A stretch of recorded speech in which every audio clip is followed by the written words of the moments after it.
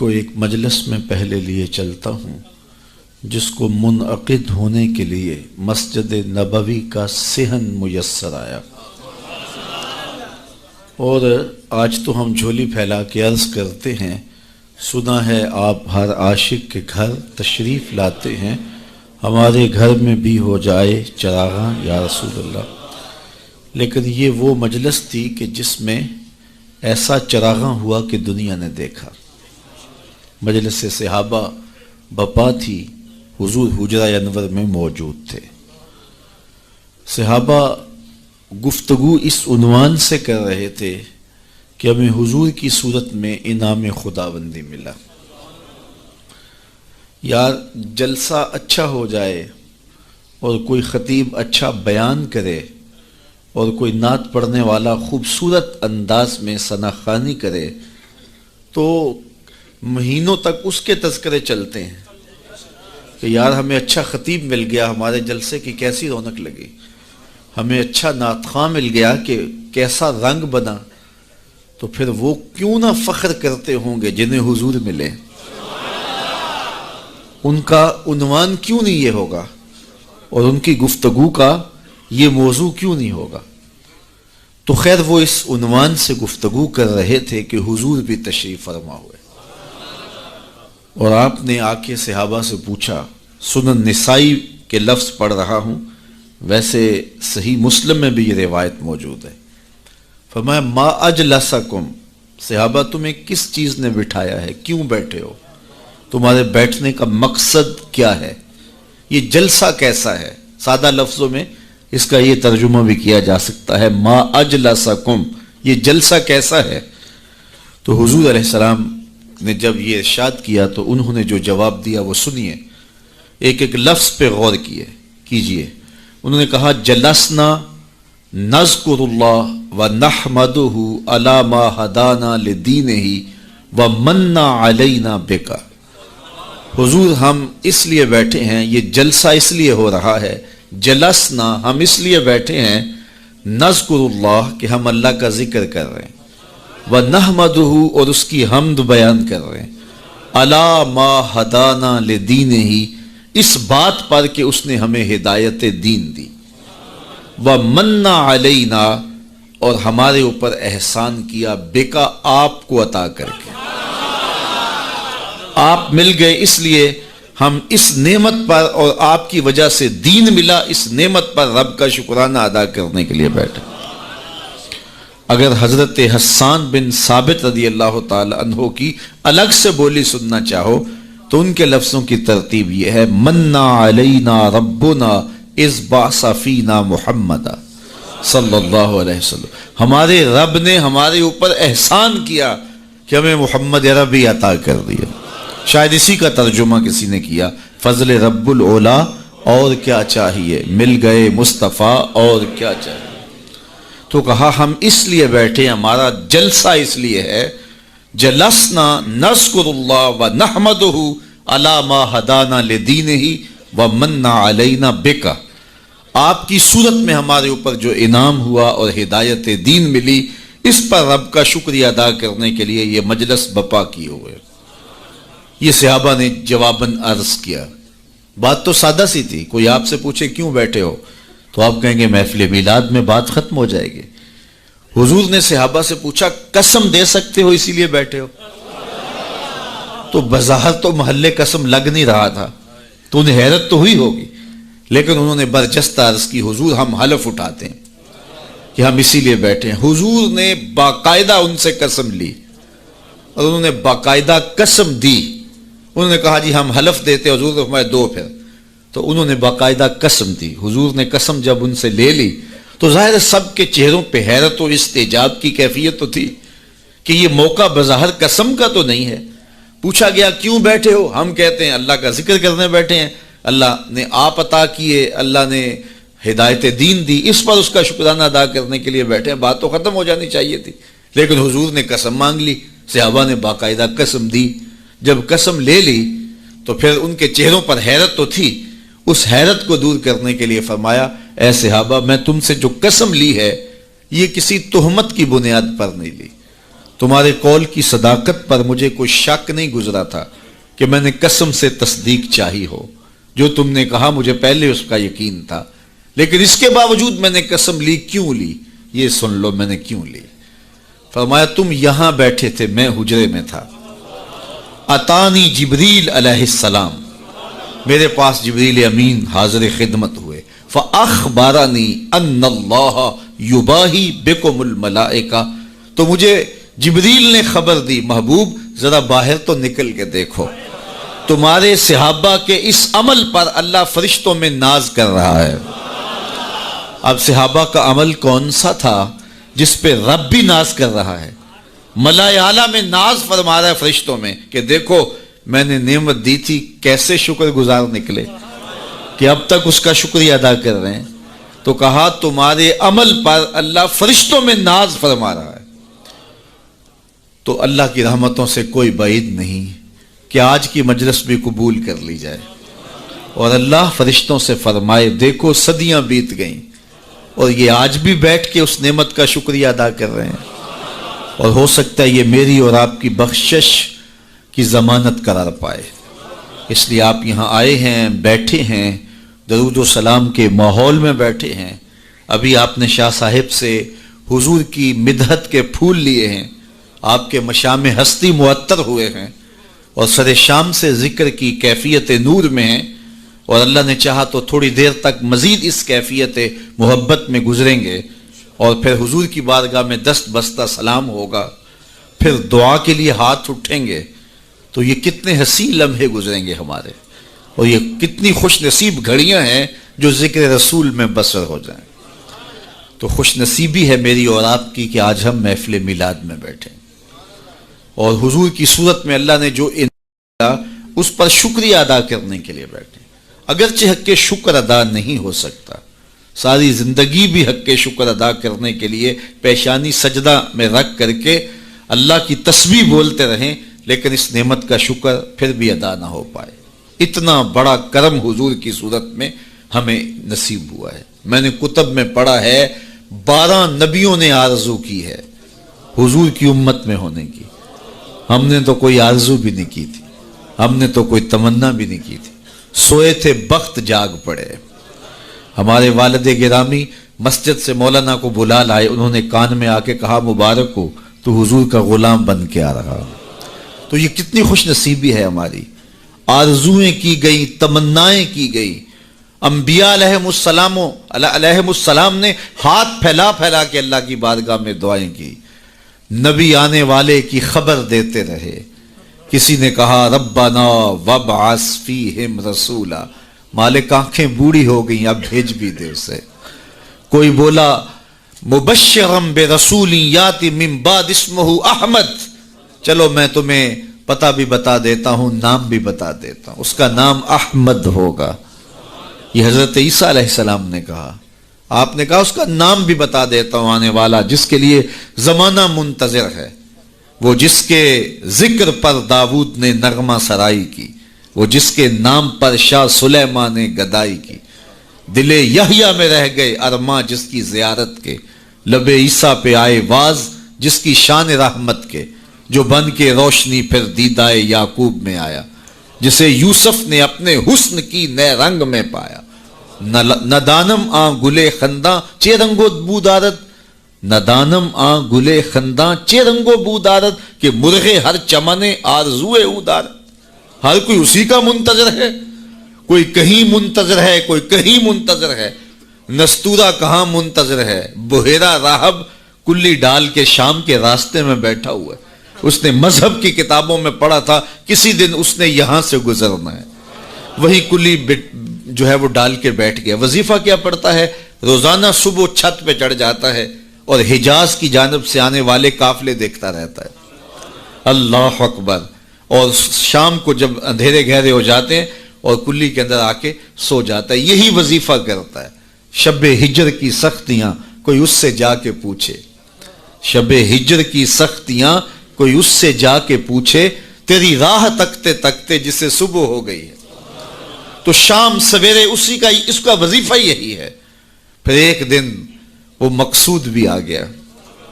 اللہ اکبر. اس نے پہچانا کیسے کہ اس قافلے میں وہ ہیں. مشکات اٹھائیے اور کتب حدیث اٹھائیے, تاریخ کی کتب اٹھائیے, سیر کی کتب اٹھائیے. اس نے دیکھا کہ دائیں بائیں کے اشجار سجدہ ریز ہو رہے ہیں. تو وہ آج نیچے اتر آیا.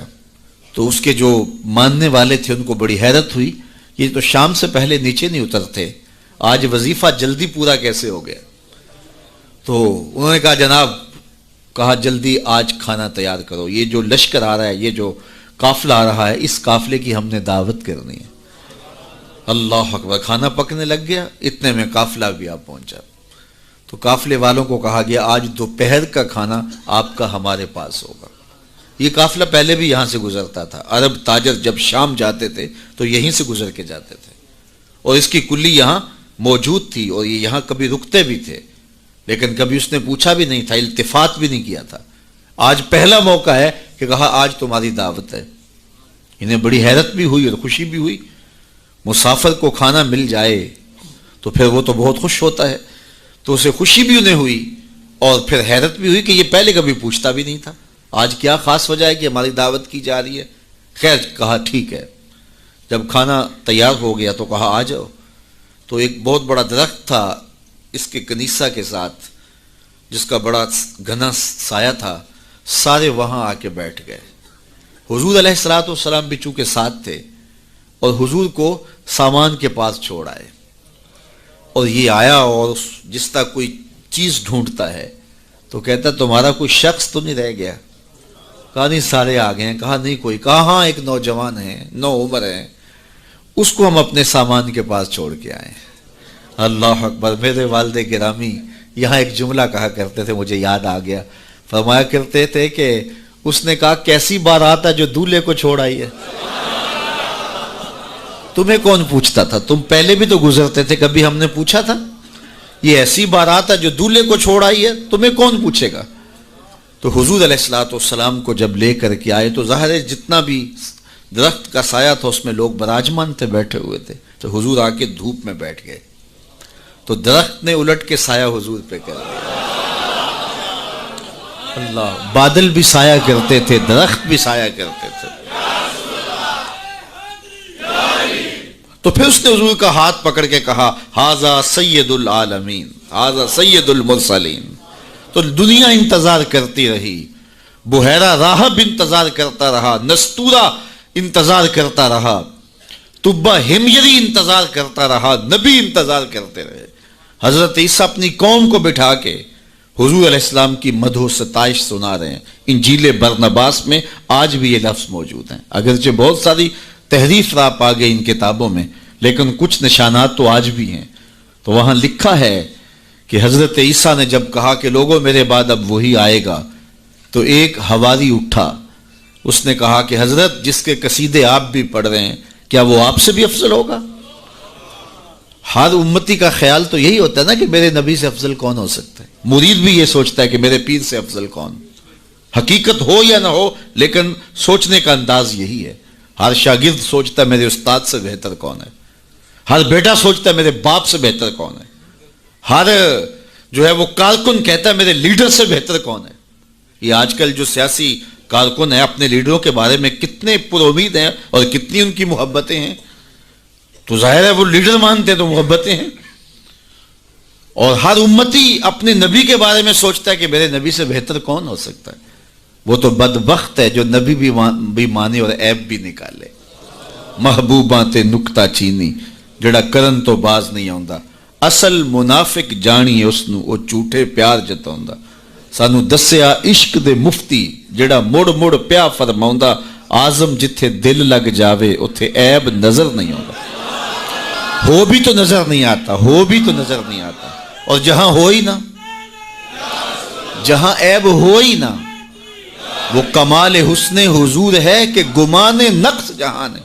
نقص تو بڑی دور کی بات ہے. اعلی حضرت بولے یہاں نقص کا گمان ہی نہیں ہے. خلقت مبرا من کل عیب. حضرت حسان رضی اللہ تعالیٰ عنہ بولے ہر عیب سے پاک تخلیق کیے گئے ہیں. اللہ اکبر. خلقت مبرا من کل عیب کانک قد خلقت کما تشاء. کوئی عیب رکھا ہی نہیں گیا. میں کہتا ہوں محبوب میں عیب ہو بھی تو دکھائی نہیں دیتا، اور جہاں ہو ہی نہ۔ رومی علیہ رحمہ، جن کو اقبال نے بھی اپنا مرشد مانا ہے، تمثیل کے انداز میں بات کرنے کا فن رکھتے ہیں، بات کرتے ہیں ایک سادہ سی مثال سے اور بہت بڑی حقیقت سمجھا دیتے ہیں، اور اللہ نے ان کو یہ ملکہ دیا۔ تو رومی علیہ رحمہ نے اس حقیقت کو ایک بہت بڑی مثال، سادی سی مثال سے سمجھا دیا۔ کہتے ہیں کسی نے، بادشاہ وقت نے لیلا کو دربار میں بلایا، اور چونکہ بڑا شہرہ تھا، یہ جو مجنو جو تھا یہ شہزادہ تھا باقاعدہ، لیکن ہوش و حواس باختہ ہو گئے، بس محبت کا ایسا جنون چڑھا کہ اصلی نام بھی جاتا رہا۔ تیری محفل میں آ کے بدنام ہوئے، نگاہ زمانہ میں بے نام ہوئے، تو نے وعدہ کیا بچھڑیں گے نہ ہم، تیرے ہی ہاتھوں سے نیلام ہوئے۔ تشخص مٹ گیا، پہچان مٹ گیا، نام ہی مٹ گیا۔ کہتے ہیں یہ حضرت امام حسن اور حضرت امیر معاویہ کا جب وہ خلافت کا معاملہ تھا تو کسی نے اس سے پوچھا کہ ہاں بھئی تیری رائے کیا ہے، یہ اس دور میں ہوا ہے نا، تو کہا کہ ہاں تیری رائے کیا ہے؟ اس نے کہا دونوں ہی حقدار نہیں ہے، میری لیلا حقدار ہے۔ تو کہا آنتا مجنون، تو کہیں پاگل تو نہیں ہو گیا؟ تو اس سے اس کا نام مجنون پڑ گیا۔ تو مجنون نام پڑ گیا، نام تو کیس تھا اس کا، لیکن نام بھی مٹ گیا، تشخص بھی مٹ گیا، پہچان بھی مٹ گیا، شہزادہ ہو کے گلیوں میں رل گیا، نام بھی باقی نہ رہا۔ اللہ اکبر۔ تو خیر بڑی دہائی تھی، تو خلیفہ وقت نے دربار میں لیلا کو بلا لیا کہ تیرے حسن میں کون سا جادو ہے کہ تو نے ایک شہزادے کو حواس باختہ کر دیا، اس کو اپنی ہوش بھی نہیں رہی ہے، مجھے تو تیرے میں کوئی خوبی نظر نہیں آ رہی۔ گفت لیلا را خلیفہ کان تو ہی، کس تو مجنو شد پریشان و غوی، از دیگر خوباں تو افزون ایستی، باقی عورتوں سے تو کوئی انوکھی تو ہے نہیں، تیرے سے زیادہ حسین تو میری لونڈیاں ہیں۔ گفت خامش چوں تو مجنو نیستی، لیلا نے کہا بادشاہ چپ کر جا، تو کوئی مجنو تو نہیں، میں تمہیں خوبصورت نظر آؤں، تو کوئی مجنو ہے؟ دیدائے مجنو اگر بودے تو را، از دو عالم بے خطر بودے تو را، تیری آنکھ مجنو والی ہوتی پھر تو مجھے دیکھتا، تو ہوش دارو لیک مجنو بے خودست، در طریق عشق بیداری بدست، تو ہوش والا ہے اور مجنو ہوش کو چھٹی دے کے آیا، اور اس کوچے میں جو ہوش کی پونجی لے کر آئے اسے سودا نہیں ملتا۔ اللہ اکبر۔ یہاں ہوش گوا کے آنا پڑتا ہے، اس لیے تجھے میں کیسے خوبصورت دکھائی دوں؟ تو رومی سے نتیجہ نکالتے ہیں اگر لیلا کو دیکھنا ہو تو مجنو کی آنکھ چاہیے، اور اگر مصطفیٰ کو دیکھنا ہو تو ابو بکر کی آنکھ چاہیے، پھر جلوے انہی کے نظر آئیں گے۔ اور اقبال نے تو 2 قدم آگے جو ہے وہ بات کر دی۔ اقبال کہتا ہے مانائے حرفم کنی تحقیق اگر، بنگری با دیدائے صدیق اگر، قوت قلب و جگر گردد نبی، از خدا محبوب تر گردد نبی۔ اللہ اکبر۔ اقبال نے کتنی کمال کی بات کر دی، کہا کہ اگر میں تحقیقی بات کروں، معنی حرفم، اللہ اکبر، میں اگر اپنے معنی حرف کی تحقیق اور جستجو کے دائرے میں آ کے بات کروں اور پھر صدیق اکبر کی آنکھ سے دیکھوں، تو میں جدھر دیکھوں جلوے محبوب کے دکھائی دیں۔ اور اگلی بات کر دی، اور اس کی مجھے تشریح کرنی پڑے گی اگر جو ہے وہ اس کا میں ترجمہ کروں، از خدا محبوب تر گردد نبی۔ اقبال کہتے ہیں کہ خدا سے بھی نبی محبوب لگنے لگ جاتے ہیں، تو اس کا کیا معنی ہے؟ تو اس پر بہت کچھ کہا جا سکتا ہے، لیکن سادہ اس کا مفہوم یہ ہے کہ خدا کی چوکھٹ تک رسائی نصیب ہوتی ہے تو پھر بھی شکریہ نبی کا ادا کرنا پڑتا کہ آپ نہ ہوتے تو یہ در بھی نہ ملتا، یہ دہلیز ملی تو آپ کی وجہ سے ملی نا۔ اسی لیے سجدہ کر کے، رکوع کر کے، قیام کر کے، سب کچھ کرنے کے بعد پھر ہاتھ باندھ کے کہا السلام علیکہ ایھا النبی، اے محبوب تمہارے اوپر سلام ہو جس نے مالک کی دہلیز دکھائی، جنہوں نے مالک کی چوکھٹ دکھلائی، ورنہ آج بھی اندھیروں میں بھٹک رہے ہوتے اگر آپ تشریف فرما نہ ہوتے۔ نہ خرد کی روشنی تھی، نہ نظر کی، نہ جنوں کی آگہی تھی، تیری راہبری سے پہلے یہ جہاں جہاں نہیں۔ تو زندگی کا حسن ملتا کیسے؟ ہمیں خدا تک آشنائی ملی ہے حضور کے صدقے سے۔ اللہ اکبر۔ فیض پہنچا اے رضا احمد پاک کا، اعلی حضرت بولے فیض پہنچا اے رضا احمد پاک کا، ورنہ ہم کیا جانتے خدا کون ہے۔ پہچان ہوتی، انسان کی نظر تو دیکھ کے مانتی ہے نا، دیکھ کے، چھو کے، پکڑ کے، سن کے، اور ایسی ذات کو مان لیا جو دیکھی بھی نہیں جا سکتی، جس کو سنا بھی نہیں گیا، جس کو چکھا بھی نہیں جا سکتا، جس کو چھوا بھی نہیں جا سکتا، اچھا جس کو سوچا بھی نہیں جا سکتا۔ تو دل میں تو آتا ہے سمجھ میں نہیں آتا، میں جان گیا بس تیری پہچان یہی۔ ایک ایسی ذات پر کہ جو فہم و ادراک کی حدود سے بھی بڑا ہو، عقل و خرد سے بھی بالا ہو، سمجھ سے بھی اونچی ہو، اور کوئی مثل بھی نہ دی جا سکے، مثال بھی نہ دی جا سکے۔ کوئی مثل ہو تو مثال دیں، لیسا کمثلہ شیء، اس کی مثل تو کوئی چیز ہی نہیں ہے، تو کیسے مثال دیں؟ تو پھر سمجھیں کیسے؟ سمجھ سے بھی بڑا ہے۔ بلکہ علم کلام کے لوگوں نے کہا جو چیز سمجھ میں آ جائے اس کی بھی نفی کر دو، وہ خدا نہیں ہو سکتا۔ سمجھ سے بھی بڑا ہے، پھر مان کیسے لیں؟ اللہ اکبر۔ انسان کی تو عادت ہے کہ وہ دیکھ کے مانتا ہے۔ قوم موسیٰ نے کہا نا لَن نُؤْمِنَ لَكَ حَتَّى نَرَى اللَّهَ جَهْرًا، ہم دیکھیں گے تو مانیں گے، دیکھیں گے تو نہیں مانیں گے۔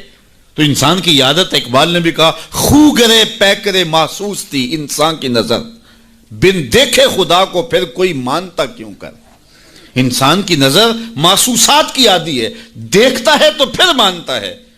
اور میں اور آپ تو 1400 صدیوں کے فاصلے پہ نا، اور کتنے گناہگار بھی ہیں، لیکن رمضان کا مہینہ ہوتا ہے، کڑکتی گرمی ہوتی ہے، شدت کی پیاس، زبان کانٹا، ہونٹ خشک اور حلق بھی خشک، ٹھنڈا پانی دستیاب، دروازہ بند، کوئی دیکھنے والا نہیں ہے، لیکن وضو بھی احتیاط سے کرتے ہیں، کوئی حلق سے نیچے قطرہ ٹپک نہ جائے، کیوں میرا اللہ دیکھ رہا ہے۔ ایسی ذات پر اتنا پختہ یقین، اور اتنی صدیوں کے فاصلے پہ کھڑے ہیں پھر بھی اتنا پختہ یقین۔ یہ پختہ یقین ملا کیسے؟ محمد عربی کی چوکھٹ سے ملا ہے۔ اگر وہ نہ ہوتے تو کیسے اس ذات کو ہم مان لیتے؟ ہم وہاں تک پہنچتے کیسے؟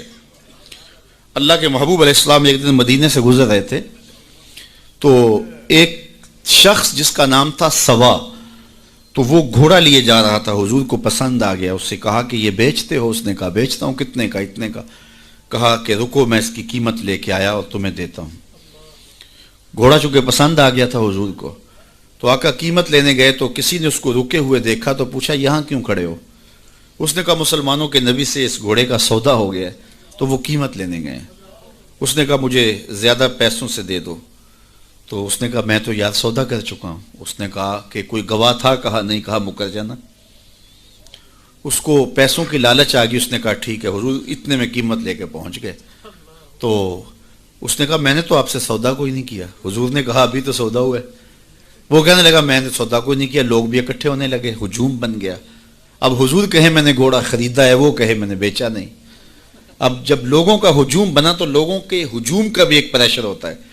تو اس نے کہا کہ اگر بات لوگوں پہ چلی گئی تو صادق بھی یہ ہیں، امین بھی یہ ہیں، تو لوگ تو انہیں سچا کہیں گے۔ اس نے کہا اچھا مجھے یہ بتائیں کہ جب دو آدمیوں کے مابین یوں نزاع بن جائے تو اس میں تسویہ کی صورت کیا ہوتی ہے آپ کی شریعت میں؟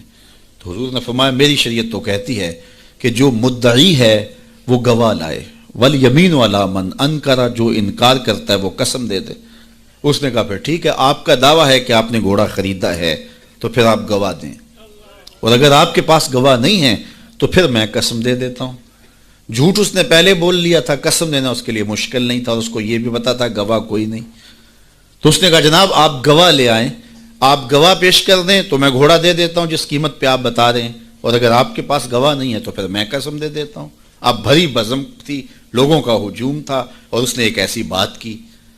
قبل اس سے کہ کچھ دیر گزرتی، حضرت حذیفہ رضی اللہ تعالی عنہ، حذیفہ بن یمان الانصاری رضی اللہ تعالی عنہ آگے بڑھے اور کہا کہ گواہی مانگتا ہے؟ اس نے کہا جی میں گواہی مانگتا ہوں۔ تو کہا میں گواہی دیتا ہوں، جتنے میں حضور نے بتایا اتنے میں سودا ہوا ہے اور حضور نے گھوڑا خریدا ہے۔ اس نے کہا جی ٹھیک ہے مجھے پیسے مل گئے اور ٹھیک ہے میرا مطالبہ پورا ہو گیا، گواہی چاہیے تھی، درکار تھی گواہی مل گئی۔ تو اس نے گھوڑا دے دیا اور قیمت اس نے لے لی۔ قیمت اس نے اپنی مرضی کی گھوڑے کے مطابق ہی لی تھی، وہ تو زیادہ پیسوں کے لالچ میں مکرا تھا۔ تو خیر اس کو راستہ نکلنے کا مل گیا. تو اس نے کہا جی ٹھیک ہے جی. گھوڑا اس نے حضور کو دے دیا اور قیمت اس نے خود لے لی.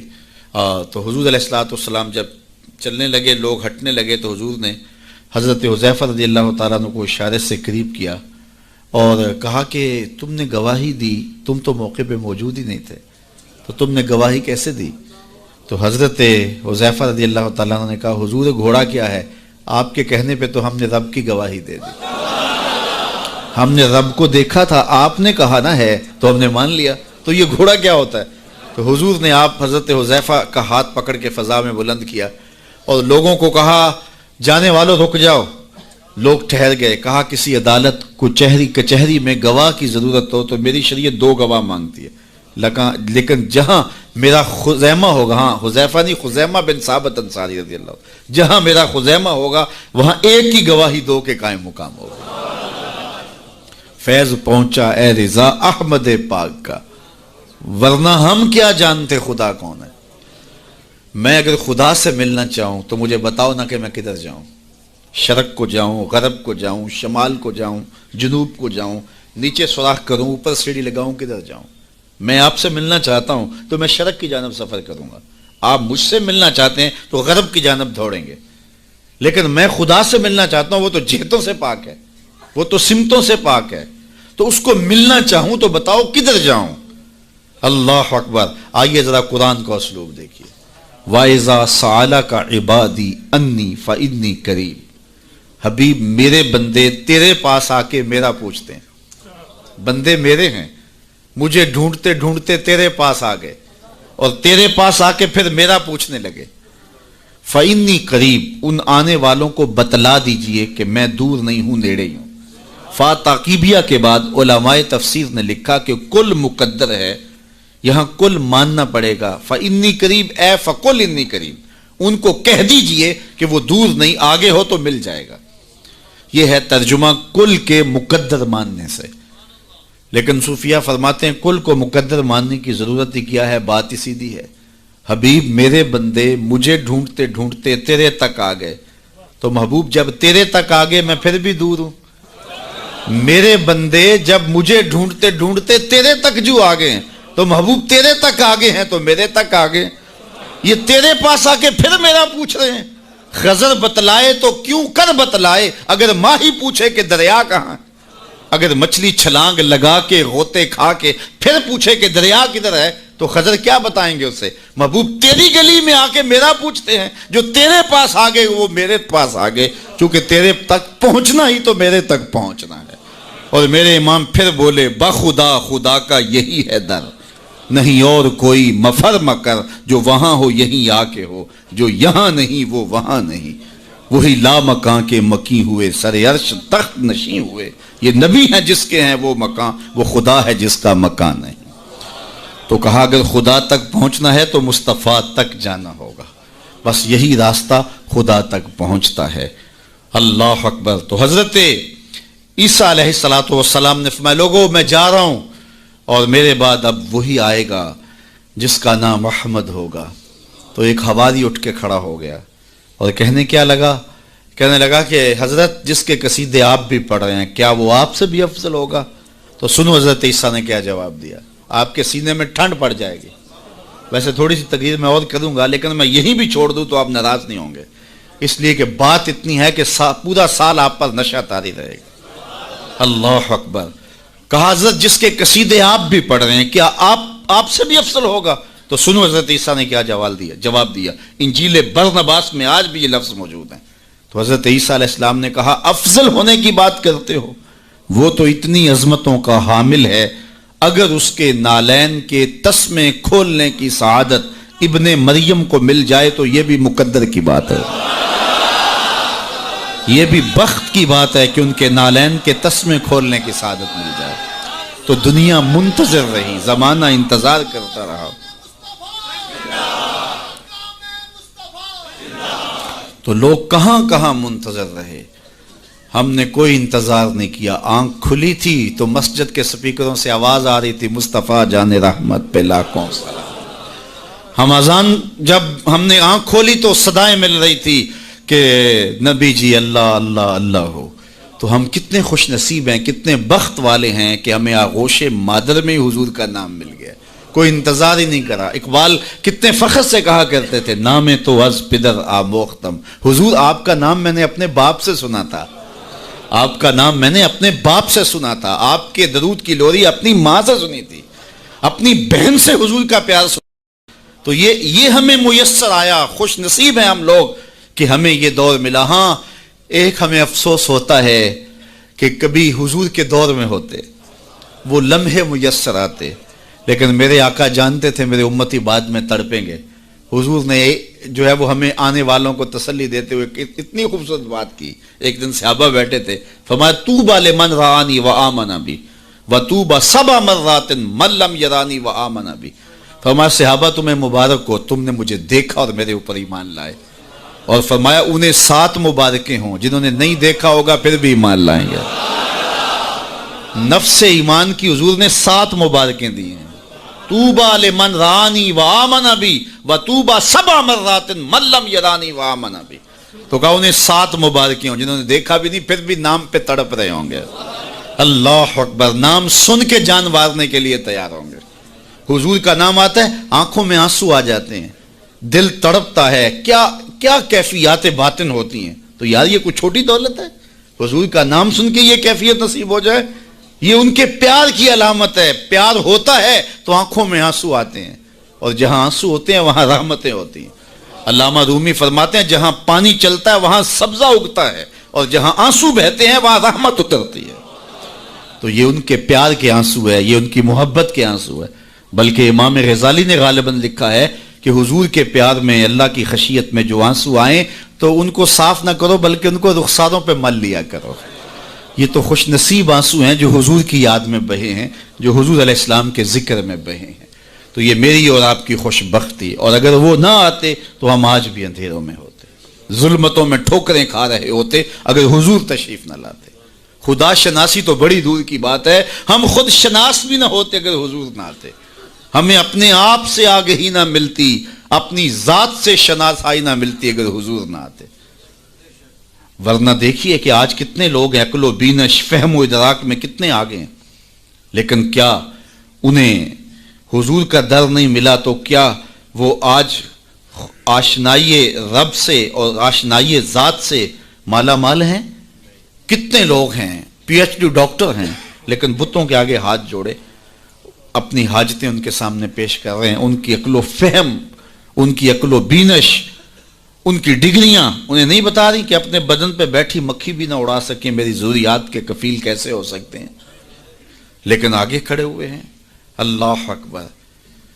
لیکن دوسری جانب میں ایک مثال دیا کرتا ہوں، میں ایک بچپن میں ایک چیز دیکھی کہ ہماری مسجد میں ایک بچہ اپنے پینچے کو مل مل کے دھو رہا تھا، تو میں نے دور سے جھڑکنے کے لہجے میں اسے کہا کہ تم نے اتنا زیادہ پانی کھولا ہوا ہے۔ تو وہ کہنے لگا جی میں گلی سے گزر رہا تھا تو کسی جانور کے پیشاب کا چینٹا پڑ گیا اور میں سکول جا رہا ہوں، اور وہ کوئی درس نظامی کا فارغ تحصیل نہیں تھا کہ اس نے نجاست غلیظہ و خفیفہ کے احکام پڑھے ہوں۔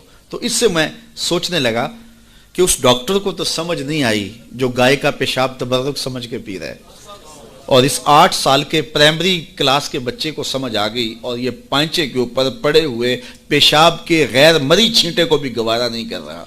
تو میں نے کہا اس کی طبیعت میں یہ تقدس کہاں سے آ گیا؟ تو اندر سے آواز آئی وہ ہے ڈاکٹر لیکن اس کے ہاتھ میں دامن میرے حضور کا نہیں، اور یہ ہے بچہ لیکن ماں نے گٹی میں پیار حضور کا دیا ہے، اس لیے تقدس اس کی روح تک اتر گیا ہے، اس کے باطن میں اتر گیا ہے۔ تو یہ ان کے صدقے سے ہمیں زندگی کا نور نصیب ہوا ہے، ورنہ آج بھی ہم اندھیرے اور ظلمت میں ہوتے، اور آج بھی ہم کسی بت کے آگے ہاتھ جوڑے کھڑے ہوتے اگر ان کا در نہ ملتا، ان کی چوکھٹ نہ ملتی، اور ان کی دہلیز میسر نہ آتی۔ نہ خرد کی روشنی تھی، نہ جنوں کی آگہی تھی، تیری رہبری سے پہلے یہ جہاں جہاں نہیں تھا۔ اور آج زندگی کا سارا نور اور باطن کے سارے اجالے اور شعور و عقل اور فہم و ادراک کی ساری دولتیں جو ہمیں میسر ہیں، یہ حضور علیہ السلام کی ولادت کے صدقے سے ہمیں میسر آئی ہیں، ورنہ واشیوں سے بدتر معاشرہ تھا، اور بدترین معاشرہ تھا جس میں زندگی انسانیت کاٹتی تھی۔ بلکہ میں کہوں گا کہ صرف حضور علیہ السلام کی آمد کے فوائد مرتب صرف مسلمانوں پہ نہیں ہوئے مومنوں پر احسان تو ہے ہی ہے کہ ان کی دنیا بھی اور آخرت بھی سنور گئی، باقی بھی پوری کائنات کے اوپر بسنے والے انسانوں کو جہاں کہیں بھی آپ کو شعور اور روشنی اور اجالا نظر آئے گا، وہ سارا صدقہ ہے آمنہ کے جگمگاتے چاند کا۔ جہاں بھی روشنی نظر آئے گی آپ کو، جہاں بھی کسی نے کچھ سیکھا ہے۔ آج ہم اگرچہ کچھ معاملات میں کچھ قوموں سے پیچھے رہ گئے اور وہ بہت آگے جا چکے ہیں، لیکن انہوں نے یہ نور اٹھایا کہاں سے ہے، یہ روشنی لی کہاں سے ہے؟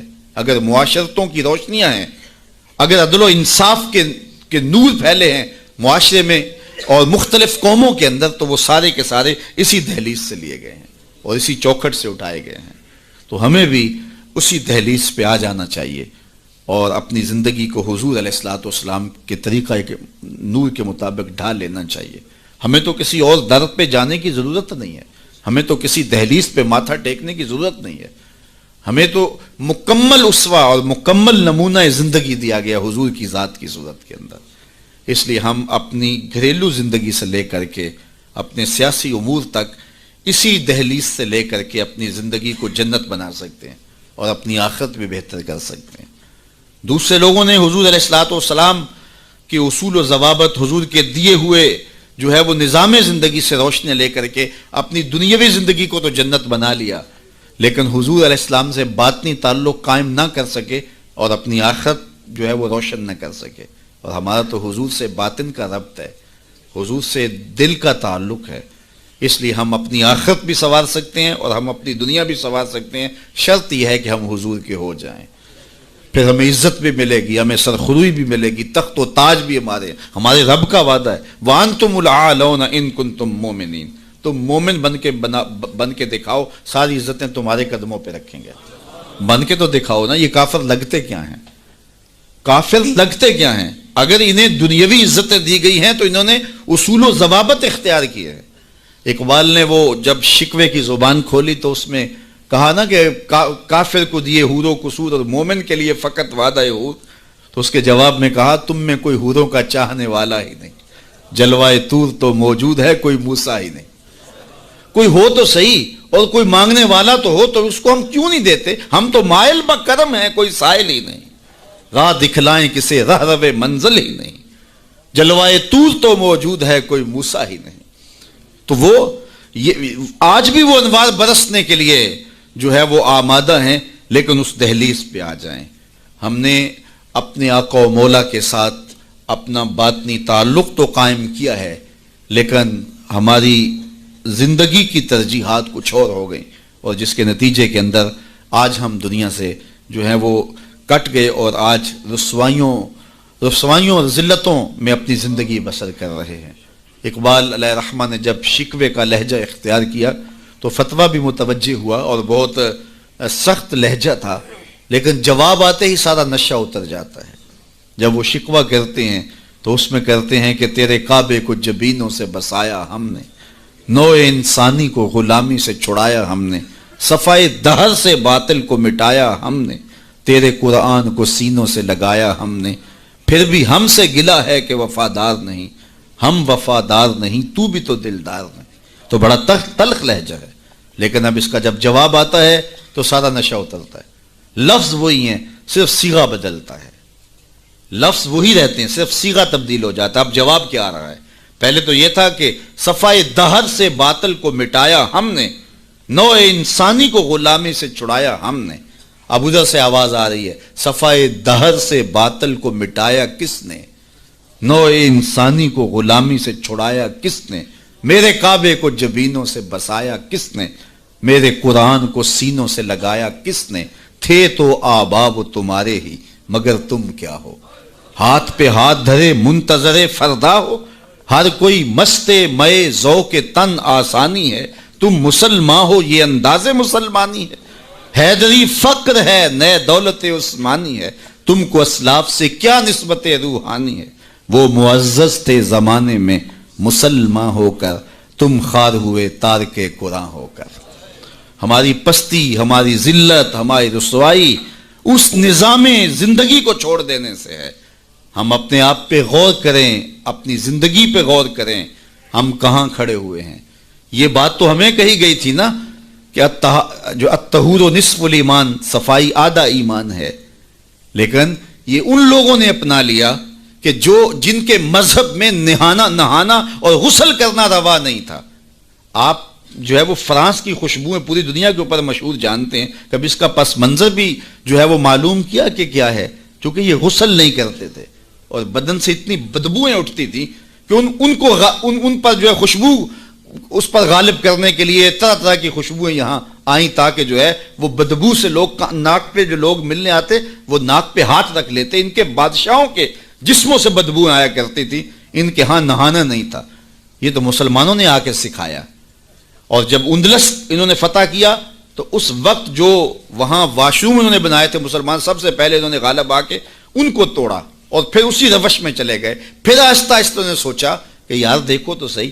اور آج صفائی پسند وہ ہو گئے، آج گلیاں ان کی صاف ہیں، آج بازار ان کے صاف ہیں، آج ملک انہوں نے ایسے بنا کے رکھے ہیں جیسے ایک سگڑ بی بی اپنا گھر سنوار کے رکھتی ہے، اور ہمارے گلی کے اندر ہم کچرا پھینک کے گھر چلے جاتے ہیں. میں بعض قد گزرتا ہوں، چونکہ تنگ گلیوں میں بھی جاتا ہوں، بازاروں میں بھی جاتا ہوں، پیدل بھی جاتا ہوں اور سواریوں پہ بھی جاتا ہوں. آپ بھی یہ منظر دیکھتے ہیں کہ 6 فٹ کی گلی ہوتی ہے تو دونوں جانب نالیاں ہو رہی ہوتی ہیں، تو درمیان میں صرف 3 فٹ جگہ ہوتی ہے. میاں ایک سائڈ نالی بنا لو، چلو گلی کشادہ ہو جائے. لیکن ادھر والے نہیں مانتے کہ ہماری جانب نالی ہو، وہ کہتے ہیں ادھر نہیں مانتے، چلو فیصلہ کیا کہ دونوں جانب نالیاں ہوں. جب قوم کا مزاج یہ ہوگا تو کیا قوم ترقی کرے گی جو اتنی قربانی بھی نہیں دے سکتی؟ تو اب گندگی کے ڈھیر جگہ جگہ پڑے ہوئے ہیں. حکومت کو چھوڑیں آپ، حکومت کی ترجیحات، حکومت کی دلچسپیاں، ان کے معاملے، وہ تو جو کرتے ہیں. جو فریضہ ہمارا تھا ہم نے وہ نبھایا، ہم نے اس فریضے کو پورا کیا. تو ہم اپنے رویوں پہ غور کریں. ہمارے آقا نے ہمیں کتنا ستھرا دین دیا تھا، کتنا پیارا دین دیا تھا. میں نے اس مرتبہ میلاد کے موقع پہ کہا کہ دیکھو ہماری ترجیحات، کہ ہم نے پورا، میں گلی سے گزرا تو وہ گلی کے اوپر پورا وہ گوٹا کناری کی ہوئی تھی اور ڈنڈیاں بھی اور چراغاں بھی کیا تھا اور بہت زیادہ پیسے لگے ہوئے ہوں گے. تو نیچے جو ہے وہ گلی تو وہ کچی تھی. تو میں نے کہا اگر یہ اوپر نہ ہوتا، نیچے کنکریٹ کی گلی ان پیسوں سے بن جاتی تو یہ رسول اللہ زیادہ خوش نہ ہوتے اور حضور کی امت کو زیادہ نفع نہ ہوتا اور یہ میلاد کے نام پہ ہو جاتا. لیکن نیچے کچی گلی ہے اور وہ کہتے ہیں یہ حکومت کی ذمہ داری ہے. اور ہم نے اوپر گلی کے اوپر گوٹا کناری بھی کی ہوئی ہے اور اسے چراغاں بھی کیا ہوا ہے اور اس کے اوپر فانوس بھی لٹکائے ہوئے ہیں اور لاکھوں روپے اس گلی کو سجاتے ہوئے ہم نے لگا دیا. لیکن اگر ہم پکی کر لیتے گلی تو وہ زیادہ اچھا نہ تھا کہ وہ ہمیشہ کے لیے جو ہے وہ ایک مسئلہ ختم ہو جاتا. لیکن وہ نہیں کریں گے، یہ کریں گے ہم نے اپنی ترجیحات اپنی مرضی سے مقرر کی ہوئی ہیں.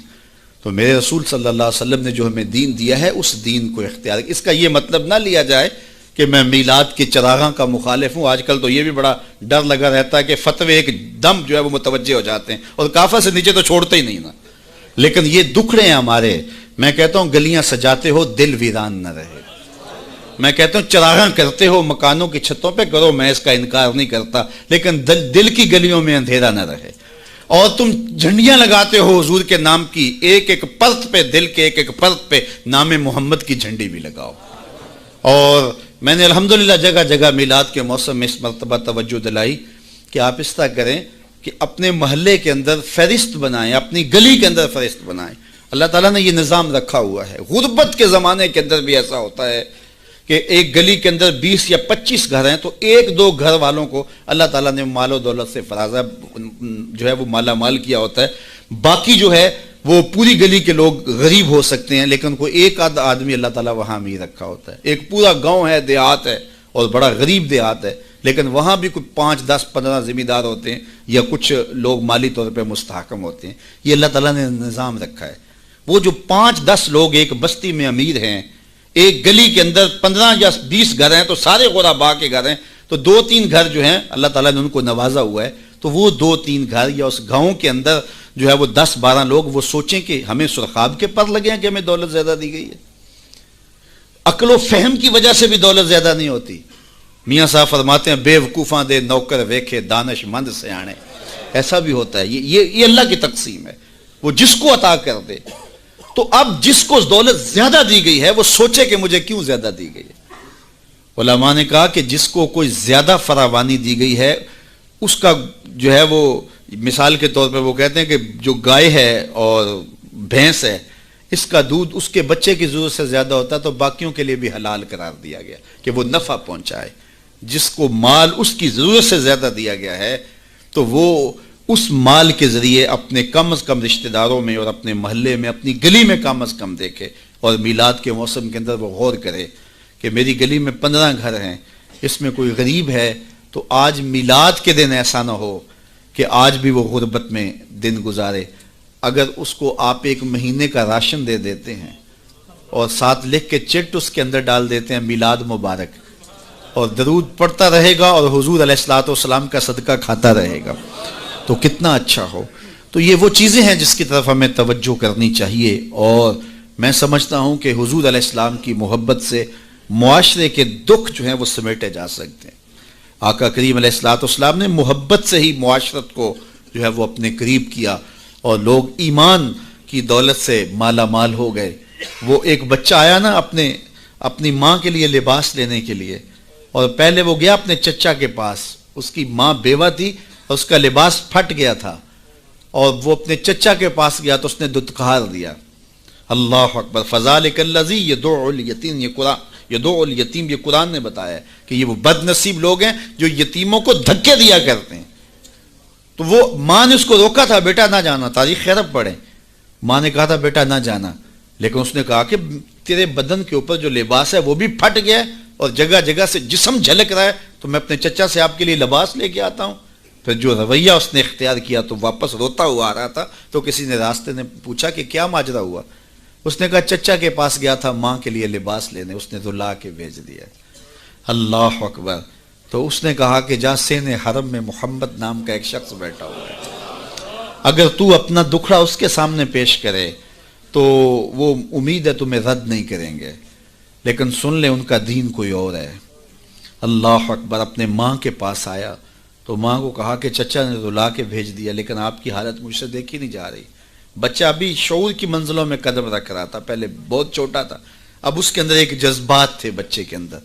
تو ماں نے کہا کہ بیٹا نہیں, ان کے پاس نہیں جانا, سنا ہے کہ وہ جو ان سے ملے دین دھرم چھین لیتے ہیں اس کا. اللہ اکبر. تو حضور علیہ الصلوۃ والسلام کے پاس جانے سے ماں روکنے لگی, لیکن بچے نے کہا کہ امی میں پکا رہوں گا, بتوں کا وفادار رہوں گا, تم اس ٹینشن کو, اس پریشانی کو چھوڑ دو. اور حضور کی خدمت میں حاضر ہوا. حضور صحن حرم میں چادر اوڑے بیٹھے ہوئے تھے, اور جا کے کہنے لگا میں پہلے بات آپ سے کر لیتا ہوں, آپ کا دین میں نے قبول نہیں کرنا. حضور مسکرا کے بولے بیٹا بتاؤ کس لیے آئے ہو. کہا میری ماں بے لباس ہے, میں آپ سے لباس لینے آیا. حضور نے چادر رحمت اتار کے اس کے کندھوں پہ ڈالی. اللہ اکبر. وہ واپس آ گیا اور ماں پر حضور کی چادر اڑائی. اللہ اکبر. اور ماں نے کہا کہ بیٹے اس نے اپنا دین تو نہیں تجھے دیا. کہا نہ, میں نے پہلے کہہ دیا تھا تیرے دین نہیں مانوں گا. ماں کہنے لگی پتر اس کا دین ماننا چاہیے, یہ جس نے رحمت کی چادر ہمارے سر پہ تان دی. اللہ اکبر. تیری تک کے ادامہ میں مرید ہو گئے. اس بوڑھی عورت کا قصہ بھی آپ نہیں بھول سکتے, جو گھر کا سامان باندھ کے اپنے دروازے پہ بیٹھی ہوئی تھی, اور اس نے سنا تھا مکے میں ایک جادوگر آیا ہے جسے ملتا ہے اس کا دین چھین لیتا ہے. اس نے سوچا ساری زندگی لات منات حبل عزا ان کے ساتھ وفا کی ہے, یعوق اور نصر کے قصیدے پڑھے ہیں, تو اب آخری زندگی میں کیا میں ود اور سوا کو چھوڑ دوں گی, میں یعوس اور نصر کو چھوڑ دوں گی, میں لات اور منات کو چھوڑ دوں گی. کہا کہ کہیں ایسا نہ ہو کہ کہیں اس سے ملاقات ہو جائے اور وہ دین ہی میرا چھین لے, مجھے شہر چھوڑ دینا چاہیے. گھر کے تھڑے کے اوپر سامان باندھ کے بیٹھی ہے. حضور بھی گزرے, اس نے دیکھا تو کہا بھتیجے یہ سامان میرے سر پہ رکھ دے. حضور نے سامان اٹھایا, دیکھا تو بوجھل تھا, وزنی تھا, اور بڑھیا کو دیکھا تو کمزور تھی. تو کہا کہ بڑھیا اگر چاہو تو جہاں چاہتی ہو میں خود نہ چھوڑا. اس نے کہا اس سے بڑی مہربانی کیا ہوگی, میں تو لا ولد ہوں, میری تو اولاد نہیں ہے, تو میں شہر چھوڑ کے جا رہی ہوں. راستے میں حضور نے سامان اٹھایا ہوا ہے اور بڑھیا سے باتیں بھی کرتے جا رہے ہیں. تو بڑھیا کو کہا کیوں جا رہی ہے. اس نے کہا کہ سنا ہے یہاں ایک جادوگر ہے جو لوگوں کا دھرم لوٹ لیتا ہے, لوگوں کا دین لوٹ لیتا ہے. میں نے ساری زندگی بتوں سے وفا کی ہے, میرے آبا و اجداد نے بتوں سے وفا کی ہے, میں چاہتی ہوں دین اجداد ہاتھ سے چھوٹ نہ جائے, آخر اس شہر میں رہتی ہوں کہیں مل نہ جائے. تو تو میں چاہتی ہوں کہ میں شہر چھوڑ جاؤں، زندگی کی چند سانسیں باقی ہیں، میں وفا کے ساتھ تو گزاروں۔ غالب نے کہا تھا نا، وفاداری بشرط استواری اصل ایمان ہے، اس پہ اختلاف بھی کیا جا سکتا ہے۔ مرے کعبے میں تو بت خانے میں گاڑو برہمن کو، وہ کہتا ہے چاہے بت سے وفاداری ہو، وفاداری تو ہو۔ تو اس نے کہا میں تو وفاداری کرنا چاہتی ہوں اپنے بتوں سے، اور میں شہر چھوڑ کے مکہ جا رہا ہوں۔ جانتی ہوں ام القریٰ ہے، بستیوں کی ماں ہے، اس شہر کو شہر جمال کہتے ہیں، شہر خوباں ہے، لیکن میں اس شہر کو چھوڑ کے جا رہی ہوں۔ خیر حضور نے کچھ نہیں کہا، اس کا سامان نہیں پھینک دیا کہ ٹھیک ہے تم پھر جاؤ۔ سامان اس کا اٹھایا اور جہاں تک اس نے جانا تھا سامان پہنچایا، سامان سپرد کر کے واپس پلٹنے لگے تو اس نے کہا بچے اپنا نام تو بتا دے، لوگ کہیں گے کہ مکہ چھوڑ آئی ہو تو بتاؤں گی ایک جادوگر کے دکھ سے چھوڑ آئی ہوں۔ تو وہ کتنا برا بھلا کہیں گے شہر مکہ کو کہ جس مکہ سے لوگ نقل مکانی کرنے پہ مجبور ہو گئے ہیں، تو میں انہیں یہ بھی بتاؤں گی کہ جس مکے میں جادوگر رہتا ہے اتنا اچھا نوجوان بھی رہتا ہے، تو تیرا نام لیا کروں گی، تیرے قصیدے پڑھا کروں گے۔ تو حضور علیہ السلام مسکرا پڑے، کہا بڑھیا جس جادوگر سے بھاگ کے آئی ہے وہ تیرے سامنے کھڑا ہے۔ اس نے کہا سچ سے آپ ہی محمد ہیں؟ حضور نے فرمایا نام میرا یہی ہے۔ تو اس نے کہا پھر آپ کا جادو میرے پہ چل گیا ہے۔ اللہ اکبر، تیری تک کے ادامہ میں مرید ہو گئی۔ لوگوں کی خدمت کریں، بوڑھوں کے کام آئیں، دکھیوں کے کام آئیں، مصیبت زدہ کے کام آئیں۔ حضور یتیم ہو کے یتیم پرور تھے، لاچاروں کی مدد کرتے، لوگوں کے گھروں میں پانی بھر کے دے دیتے، اور دکھیوں کے کام آ جاتے اور مصیبت زدوں کے کام آ جاتے۔ تو حضور سے پیار کرنے والوں، امت میں آپس میں حسد نہ پھیلاؤ، بغض نہ کرو، نفرتوں کے پہاڑ اکٹھے جو کھڑے نہ کرو، ایک دوسرے سے پیار کرو، جڑو، امت وحدہ بنے، اور اپنے ماحول کو، اپنی معاشرت کو ایک خوبصورت معاشرت کا رنگ دو، اور اپنی زندگی کو حضور کے نام کر دو۔ حضور کی محبت تو انسانوں کو جوڑتی ہے، حضور علیہ السلام کی محبت تو انسانوں کو یکجا کرتی ہے۔ جس طرح ایک باپ کے بیٹے ہوتے ہیں اور آپس میں پیار کرتے ہیں، اور ان کی سانج باپ ہوتا ہے، ساری امت کی سانج آمنہ کے لال ہیں۔ تو حضور کی وجہ سے ہم جڑے ہوئے ہیں، حضور کے نام پہ ہم اکٹھے ہوئے ہیں، تو اپنی زندگیوں کے اندر عملی تبدیلی پیدا کریں۔ آقا کریم کی اسوہ نور کو دیکھیں، کتنا میٹھا اسوہ تھا میرے حضور کا، کتنی میٹھی زندگی گزار کے گئے ہیں، کتنا پیارا دور حضور نے گزارا ہے، اور وہ ہمارے لیے مکمل، اکمل اور خوبصورت نمونہ ہے حضور کی حیات طیبہ۔ اللہ ہمیں حضور علیہ السلام کی حیات کا نور نصیب کرے، اور زندگی کے جو ایام ہمیں بچے، ہمیں میسر آئے ہیں، ان ایام میں یاد خدا میں ہماری زندگی گزرے۔ جب ہم ایک دوسرے سے پیار کریں گے، حسد نہیں ہوگا، حقد نہیں ہوگا، بغض نہیں ہوگا، کینے نہیں ہوگے، نفرتیں نہیں ہوں گی، تو پھر زندگی خوشگوار ہوگی۔ ہم نے اپنی زندگی کو خود جہنم زار بنایا ہوا ہے۔ ایک دوسرے کے اوپر ہماری بدگمانیاں، ایک دوسرے کے اوپر حسد، بغض اور کینے، اس نے زندگی کو اوکھا کر دیا ہوا ہے، اور سمجھتے یہ ہیں کسی نے جادو کر دیا ہے، کسی نے ٹونا کر دیا ہے، کسی نے سایہ کر دیا، کسی نے تعویذ ڈال دی ہیں۔ اور میاں کسی نے ڈالا ہوا، ہم نے اپنے اندر تعویذ خود حسد اور بغض کے ڈالے ہوئے ہیں، وہی ہمیں چین نہیں لینے دیتے، ہمیں سکون نہیں آنے دیتے۔ اور اگر اپنے اندر کو صاف کریں، ستھرا کریں، پاکیزہ کریں، 5 گانا سجدہ ریزی کی عادت ڈالیں، کسی کا برا نہ چاہیں، اللہ کی مخلوق کے لیے رحمت اور راحت کا سامان بن جائیں، تو پھر دیکھنا کہ کوئی تعویذ آپ کے اوپر نہیں ہوگا، کسی بابے کے پاس چوکڑی بڑھنے کی ضرورت بھی نہیں ہوگی، اور گڑولیاں بھرنے کی ضرورت بھی نہیں ہوگی۔ تمہارا رب اتنا مہربان ہے کہ 70 ماؤں سے زیادہ اپنے بندے سے پیار کرتا ہے۔ ہر ایک شخص کے ساتھ اس نے ایک محافظ فرشتہ مقرر کیا ہوا ہے جو شیاطین سے حفاظت کرتا ہے بندے کی، تو اس کی تو کرم نوازی ہے۔ زندگی کو اوکھا ہم نے خود اپنے لیے بنایا ہوا ہے، تو زندگی کو سوکھا بنائیں، زندگی کو آسان بنائیں، زندگی کو راحت قدا بنائیں، جہنم قدا نہ بنائیں۔ اور یہ تب ممکن ہوگا جب ہم حضور علیہ السلام کے طریقہ حیات کے مطابق اپنی زندگی ڈال لیں گے۔ میلاد میں آنے والوں کے لیے یہی پیغام ہے۔ اللہ تعالیٰ جل شانہ آپ سب کو دنیا آخرت کی بھلائیاں عطا